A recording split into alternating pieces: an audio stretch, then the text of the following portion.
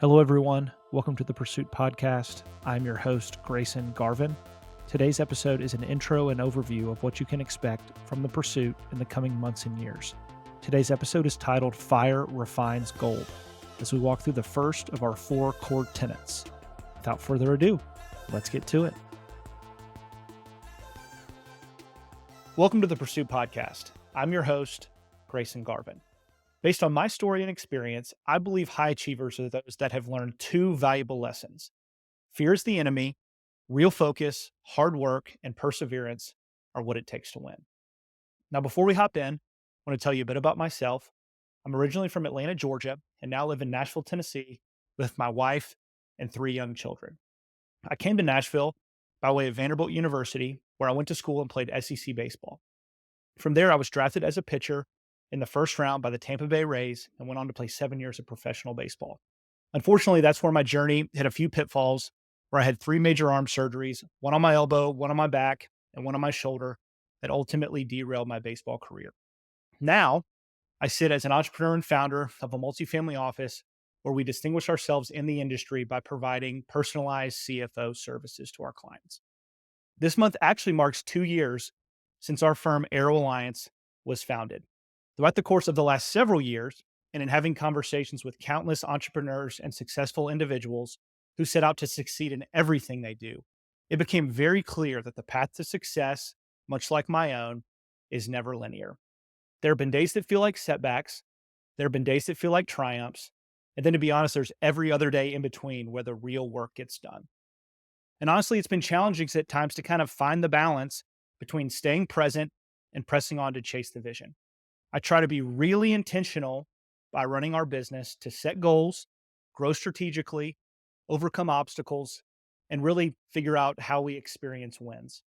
And in these conversations that I've had, really the people that I've been surrounded by and the advice that they've repeated to me over and over, that it's clear that there really is a tension that exists as you experience success. It's easy to see that our world is focused on all the tangible fruits of our labor, but the trophies and highlight reels, those things rarely are what we expect. They fade away quickly. And if you're honest with yourself, they never truly satisfy. This is something that I've wrestled with myself for a long time and really began to ask myself, what does it mean to be successful? Is there an accurate definition of success? And is their ability to succeed, quote unquote, well? In thinking about this, I wanted to create a space for insightful conversations around what true success is and is not, and then talk about what it takes to live it out on a daily basis. I've learned so much from hearing from others' experiences, and I believe that there's power in storytelling. So my hope is that this podcast will provide a platform for personal growth, camaraderie, and inspiration. In the variety of interviews, I sit down with individuals that the world deems, quote, successful. Folks like business owners, industry leaders, entrepreneurs, athletes, coaches, and others to unpack stories of what it took them to achieve their success and discover the lessons that they've learned along the way. The goal is to better understand what core beliefs and fabric drive them and identify the underlying behaviors that contribute to their success. I hope you enjoy these conversations as much as I have with my former teammates, coaches, colleagues, mentors, friends, and others. Now, before we get started, though, I feel it's important to be very clear and level the playing field, so to speak. Because the goal of this podcast is for wisdom to be shared, I really want it to be insightful no matter what your goals may be and applicable across any industry. So in order to do that, I want to clarify some terms and establish some definitions, and then outline the framework for the Pursuit podcast, which is anchored in its 4 core tenets. So because my background, again, as I said, is in athletics, I want to be upfront and address the fact that I believe that winning and success are synonymous. I can even use these terms interchangeably. Simply put, winning and success is the accomplishment of an aim or goal. It's pretty broad and vague because it can mean different things to different people, but it's an accomplishment of an aim or goal. For me personally now, as I exist here in 2024, I believe that winning takes place when I'm able to foster deep relationships, solve complex problems for my clients, and develop an in-class business. Historically, in my former life of athletics, this was throwing hard, playing college and Major League Baseball, and being the best player that I could be. That's what historical success looked like to me. Now I want to talk about fear. I mentioned this in the open, but I said fear is the enemy. It's a big part of my story. And I believe that there are two types of fear that exist in our world today. There can be positive fear that helps people be motivated, helps create action, allows them to achieve. Or there's the negative side of fear, which is the part of fear that I want to double click on in this podcast. Fear can be a perceived threat. It can take your eye off the ball. Merriam-Webster defines fear as an unpleasant emotion caused by the belief that someone or something is dangerous, likely to cause pain. In my mind in life, fear is the enemy, as I mentioned again in the open. It's the voice in my head that tells me the lies, tells me that I'm not good enough, or really that I don't belong. It always has. It also can be based, though, on something that's anticipated that may or may not even be true. So the above are the main relationships that I want to dissect within the Pursuit podcast. This idea of accomplishment, success, and the antithesis of that, which I believe to be failure. But I really, though, too, want to take a step further below the surface, below success and accomplishment. Society would like us to keep this conversation, though, at a very, surface level, very two-dimensional. But I really want to include the idea as well about fulfillment. This is where greater purpose or calling in your life can become a deeper meaning behind any endeavor. And my desire for each and every one of you listening today is that you are able to endeavor towards success while also pursuing that which fulfills. So, as I mentioned too, the second part of what I wanted to set the framework for is what's going to anchor this podcast, the 4 core tenets. So, as a framework for us moving forward, again, I believe in core tenets because of my background. As I mentioned, I came to Nashville, Tennessee originally to play college baseball for a Hall of Fame coach, Tim Corbin. So Tim Corbin is one of the best team builders in history because of his intentionality. And I'll explain to you what I mean by that here in just a second.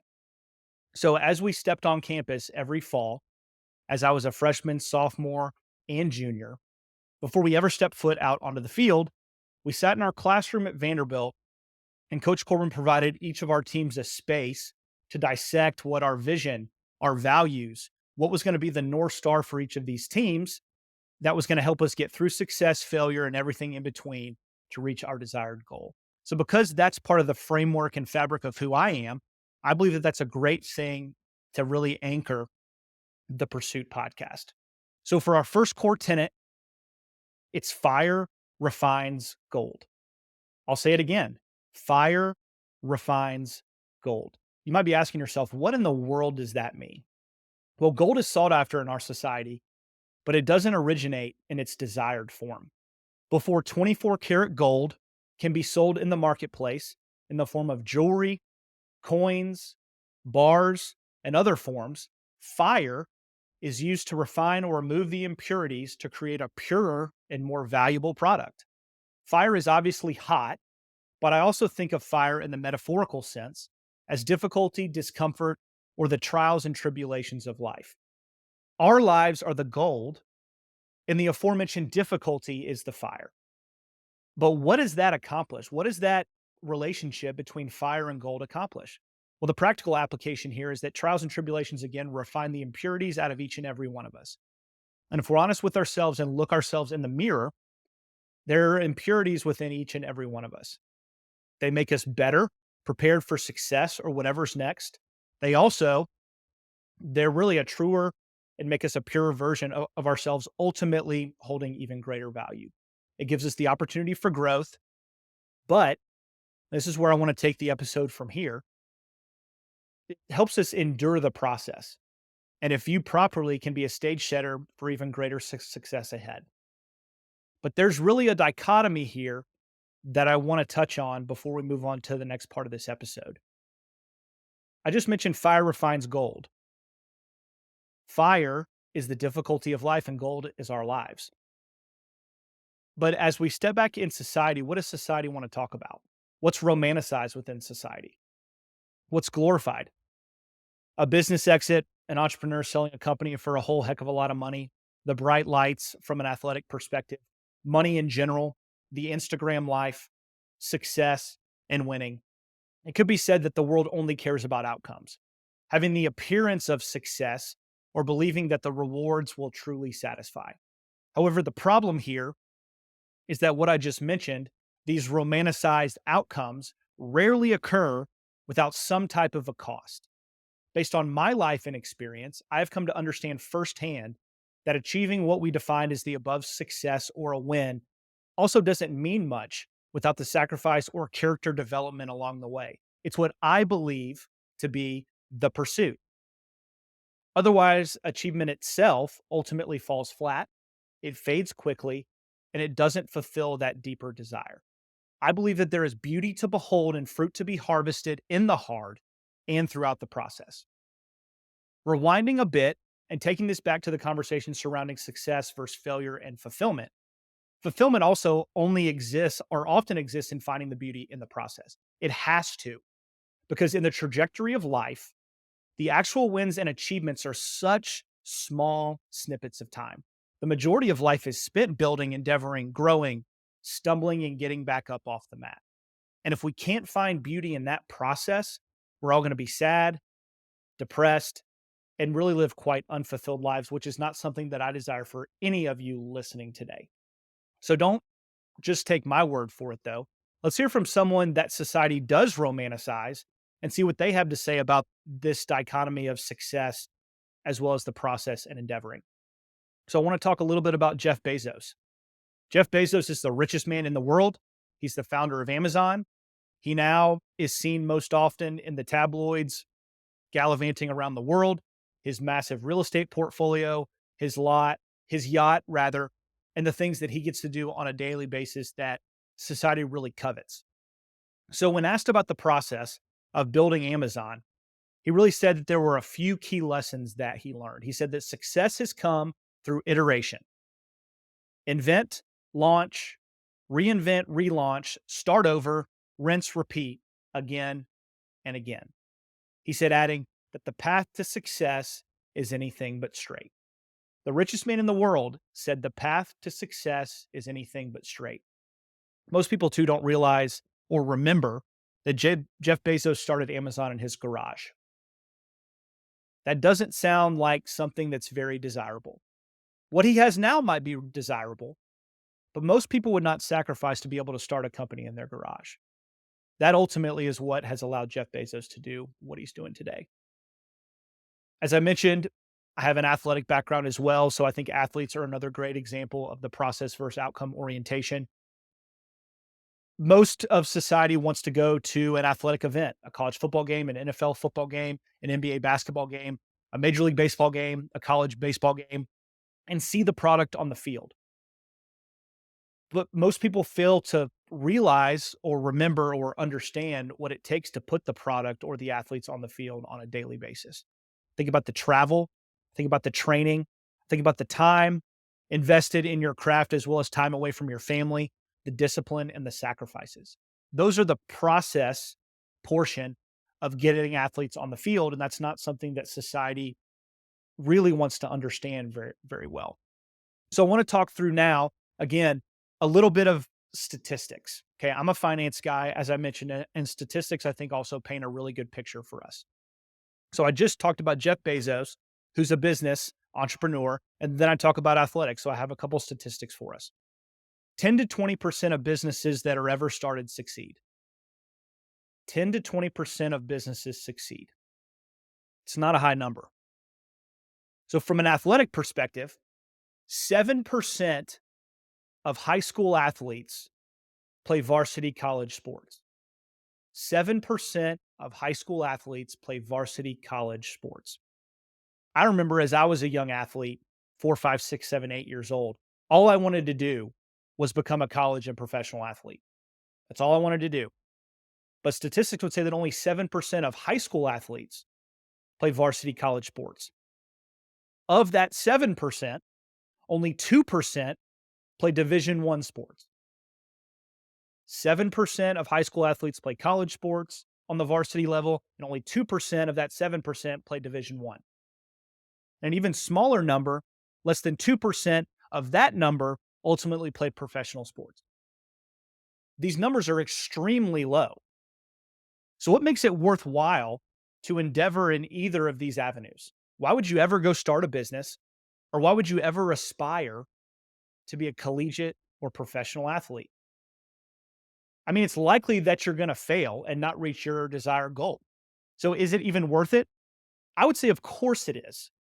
Because if that's the case, there has to be something deeper and more fulfilling or purposeful in this endeavor than just the quote success of the achievement itself. Ultimately, what has to come is having a process versus outcome orientation.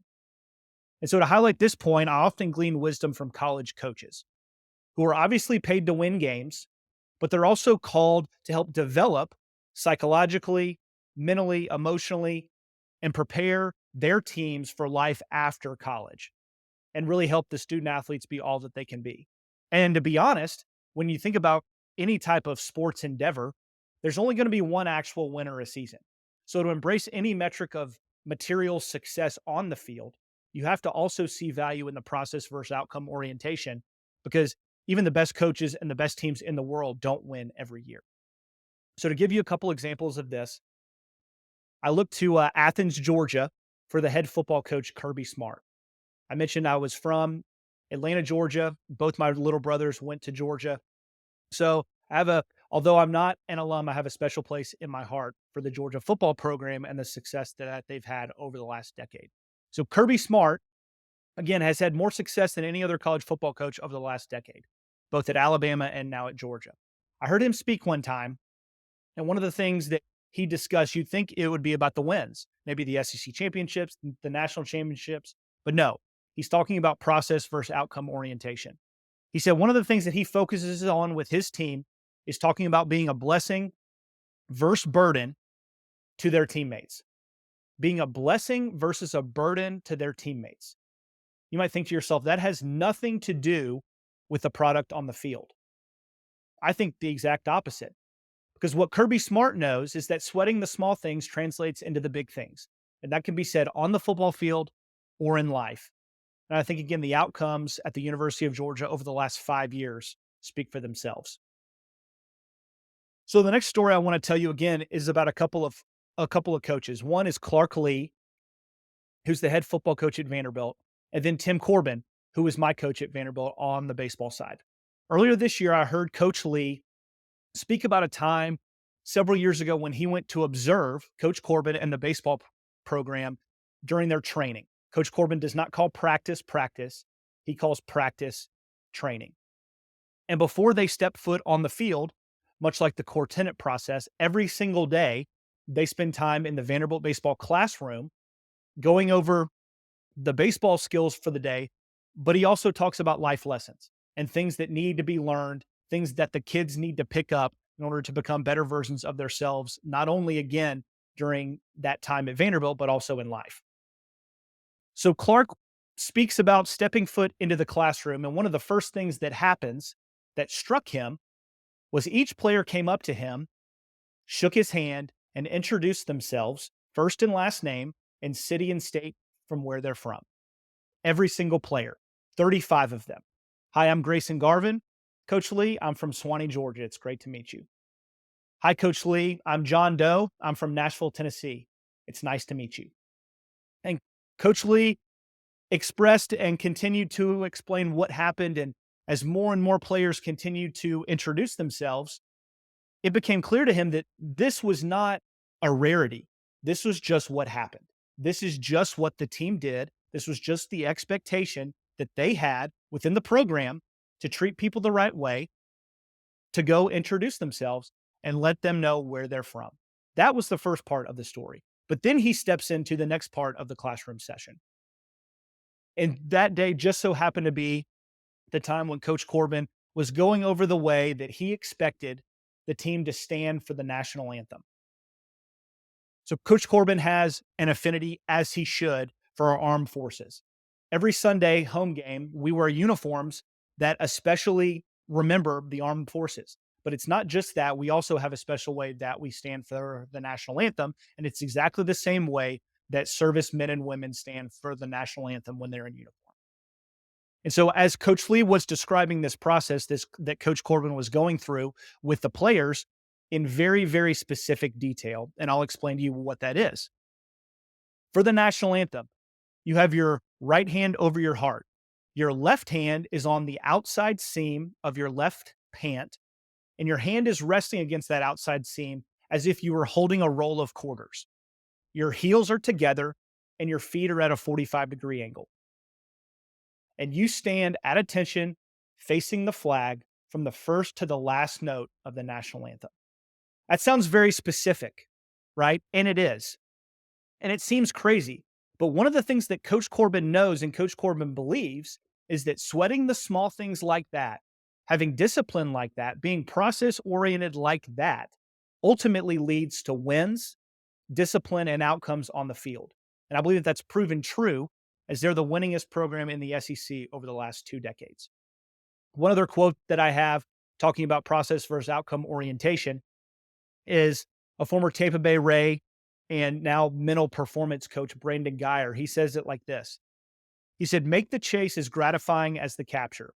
Those who focus on and enjoy the process will obtain way more of the outcomes that they're after. Make the chase as gratifying as the capture, and then you'll obtain way more of the outcomes that you're after. Sounds very specific, process versus outcome orientation. Through these examples, both business and athletic, it's clear that if you desire success, the path there won't be easy or direct or from A to B. But if you're able to maintain the correct mindset, you can choose to see positive growth opportunities through every stumbling block along the way. Essentially, to be successful, I believe that you have to learn how to fail forward. Thanks for listening. I'm excited for this journey ahead.